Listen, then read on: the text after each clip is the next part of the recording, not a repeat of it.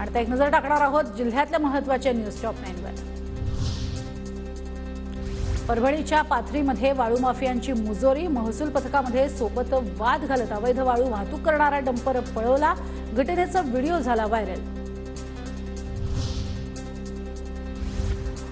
नोंदणीविना हापूस नाव वापरणाऱ्या उद्योजकांविरोधात खटला दाखल। अशा प्रकारची ही पहिलीच कारवाई।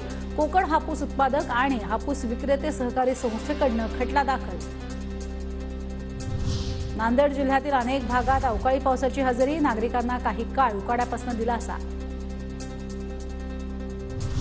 लातूर जिल्ह्यात अवकाळी पावसामुळे आंबा बागांचं अतोनात नुकसान, तर वीज अंगावर पडल्यानं 13 जनावरं आणि 2 व्यक्तींचा मृत्यू। मुसळधार पावसामुळे तुळजाभवानी माता मंदिरात शिरलं पाणी, मंदिरात दर्शनासाठी येणाऱ्या भाविकांचे झाले हाल। धाराशिव जिल्ह्यामध्ये अवकाळीचा तडाखा, धाराशिव, उमरगा, कळंब, तुळजापूर भागामध्ये पिकांचं मोठं नुकसान।